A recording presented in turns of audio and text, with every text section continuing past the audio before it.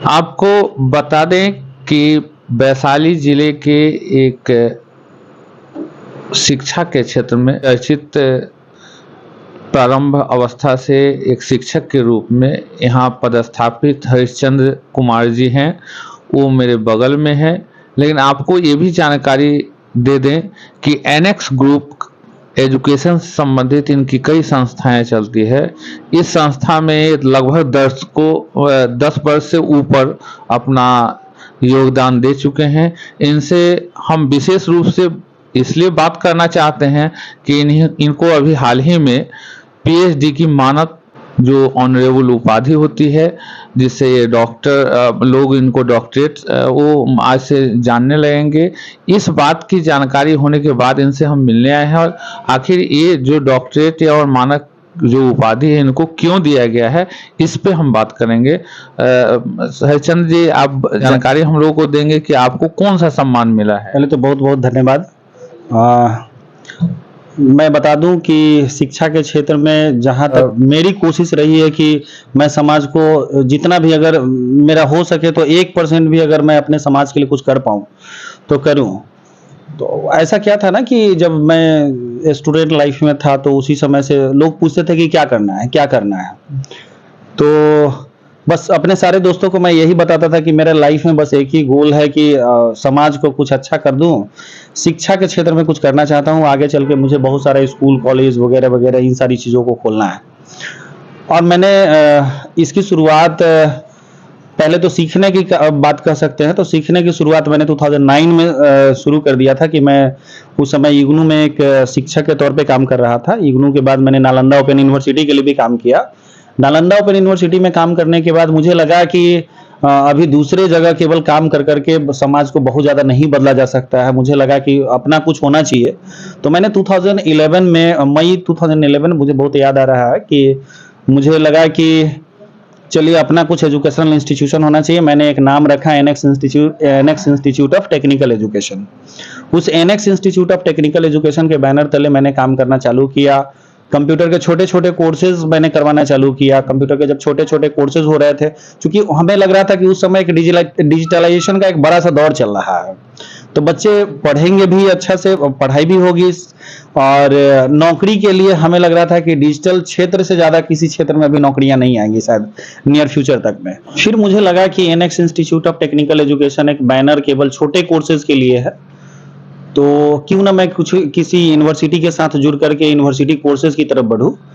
और 2012 आया वो दौर और मैंने मौलाना मजरूल यूनिवर्सिटी, जो पटना की एक यूनिवर्सिटी है, बिहार सरकार की यूनिवर्सिटी है, मैंने उससे उसका एफिलिएशन लिया और वो उससे वोकेशनल कोर्सेज चलने लगे, जिससे मैंने बच्चों को बीसीए कराना, बीबीए कराना, बीजेएमसी कराना और भी बहुत सारे। कुछ बच्चे ऐसे भी आते थे जो एमसीए कहीं और से कर रहे थे, किसी डिस्टेंस एजुकेशन में, कोई इग्नू में पढ़ रहे थे, चाहे फिर और ये नालंदा ओपन यूनिवर्सिटी से एमसीए में एडमिशन ले रखे थे, लेकिन वो बच्चे आते थे मेरे यहाँ ट्यूशन के लिए। तो मैं उस समय ट्यूशन भी पढ़ाया करता था साथ में। मुझे लगा कि अभी खाली इतना ही से काम नहीं चलेगा, आगे मैंने फिर और काम करना चालू किया। और 2015 आया वो एक समय, और 2015 में मैंने एनेक्स एजुकेशन प्राइवेट लिमिटेड नाम से एक रजिस्ट्रेशन करवाया, जो एक प्राइवेट लिमिटेड कंपनी थी। मुझे लगा कि ये वैशाली जिला का एरिया केवल बहुत बड़ा एरिया नहीं हो सकता है, अगर मैं समाज को देना ही चाहूं तो समाज को क्यों ना कुछ और बड़ा दे पाऊं। तो उसके लिए मैंने एनेक्स एजुकेशन प्राइवेट लिमिटेड का जो बैनर बनाया, उस बैनर तले पूरे बिहार में, बिहार के 38 जिलों में मैंने छोटे छोटे कंप्यूटर इंस्टीट्यूशन को फ्रेंचाइजी देना चालू किया। और उस फ्रेंचाइजी के माध्यम से अभी टोटल उसके 113 ब्रांचेज हो चुके हैं। और उन 113 ब्रांचेज के माध्यम से हमारी कोशिश है कि हम बच्चों तक ज्यादा से ज्यादा कंप्यूटर एजुकेशन दिलवा पाए। बहुत कम फीस में हम लोग काम करते हैं, बहुत कम फीस में, एकदम मतलब इतना कि एक गरीब आदमी भी अगर अपने एक महीने में से एक दिन की सैलरी, अगर एक दिन का अगर मजदूरी अगर अपने बच्चों को दे दे तो वो बच्चे पढ़ लें। तो एक काम मेरा वो रहा है। उसके बाद फिर मुझे लगा कि 2019 में कि अब मुझे स्कूलिंग में भी आना चाहिए, और मैंने 2019 में एक स्कूल की शुरुआत किया, जिसका स्कूल का नाम हो गया एनेक्स ग्लोबल स्कूल। 2019 के बाद एक फिर दौर आया, मुझे लगा कि वो तो कोरोना का सीजन आ गया। कोरोना सीजन में बहुत ज्यादा हम लोग परेशान थे, एजुकेशनल इंस्टीट्यूशन तो बहुत ज्यादा बर्बाद थी, लेकिन फिर भी अपना हिम्मत नहीं हारे, क्योंकि लग रहा था कि नहीं, मुझे तो जो करना है, हार तो मानना नहीं है, जो करना है एजुकेशन के क्षेत्र में ही करना है और अपने समाज को कुछ एक नया दिशा देना है। तो नई दिशा के चलते मैंने अपना हिम्मत नहीं हारा, हिम्मत बनाए रखा। 2021 आया और स्कूल हमें लगता है कि ठीक ठाक फिर से रिकवर हो गया और स्कूल सीबीएसई से मान्यता प्राप्त भी हो गई। अभी स्कूल अपना सीबीएसई से सेकेंडरी लेवल तक के लिए मान्यता प्राप्त है। सीनियर सेकेंडरी के लिए अप्लाई कर दिया है मैंने, और सीनियर सेकेंडरी के लिए भी मुझे लगता है कि चूंकि सारी व्यवस्थाएं उस हिसाब से है, सारी व्यवस्थाएं उस तरह से ठीक है कि सीनियर सेकेंडरी की भी मान्यता बहुत जल्द हमें मिल जाएगी।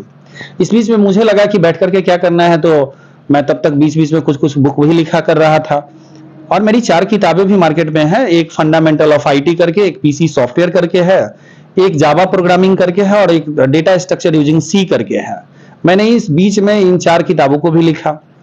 उसके बाद शायद बहुत सारे जगह से बातें आ रही थी कि भाई आप पीएचडी क्यों नहीं कर रहे हैं, पीएचडी क्यों नहीं कर रहे हैं। तो मुझे लगा कि चलिए पीएचडी के लिए देखा जाता है, उसके लिए हम लोग देखेंगे, अगर पीएचडी लग रहा है तो पीएचडी कर लिया जाएगा। तो पीएचडी के लिए शायद साउथ वेस्टर्न अमेरिकन यूनिवर्सिटी को लगा कि ये आदमी को पीएचडी की मान्यता देनी चाहिए, ये इस इंसान को अब डॉक्टरेट की उपाधि मिलनी चाहिए। तो उनकी कृपा कहिए या फिर मेरा मेहनत कहिए, जिसकी वजह से मुझे ये उपाधि मिल गई है। और इसके लिए यहाँ एनएक्स परिवार भी खुश है, और मुझे लगता है कि मेरे आसपास के पड़ोसी जो भी हैं वो लोग भी खुश है, और मेरे जानने वाले, मेरे जो चहेते हैं, मेरे जो बच्चे हैं जो मुझसे पढ़े हैं, आज तक हमें लगता है कि लगभग 1000 इंजीनियर हम लोग अपने यहाँ से बना के निकाल चुके हैं। और 1000 इंजीनियर जो हैं और बाकी जो बच्चे हैं, हमें लगता है कि लगभग 1 लाख बच्चे अपने इस इंस्टीट्यूशन से सर्टिफिकेट ले चुके हैं। तो वो सारे बच्चों के लिए एक बहुत खुशी की बात है, और मेरे लिए तो एक गर्व की बात है कि मुझे डॉक्टरेट की डिग्री मिली है। धन्यवाद। हरिश्चंद्र जी ने जो बातें आप बताई, वो एक किसी भी व्यक्ति के लिए जो इंसान अपना मिशन रखता है और अपने लाइफ में कुछ कामयाब कार्य समाज के लिए करना चाहता है, हरिश्चंद्र जी की तरह उनको भी समर्पित भाव से एजुकेशन के क्षेत्र में हो या सामाजिक क्षेत्र में हो, जिन क्षेत्रों में भी अपने आप को अपना पहचान दे सके, समर्पण दे सके, समाज को निश्चित करनी चाहिए, ताकि उसी का परिणाम होता है कि समाज में या तो आज इनको डॉक्टरेट मिला, या समाज में वैसे कार्य करने वाले को किसी को पद्मश्री मिलता है, किसी को पद्म भूषण मिलता है, किसी को भारत रत्न मिलता है, और यहाँ तक कि विश्व की सबसे बड़ा जो सम्मान है नोबेल प्राइज, वह भी मिलता है। तो ऐसे ही व्यक्तित्व वाले को जो समाज के लिए कुछ देते हैं।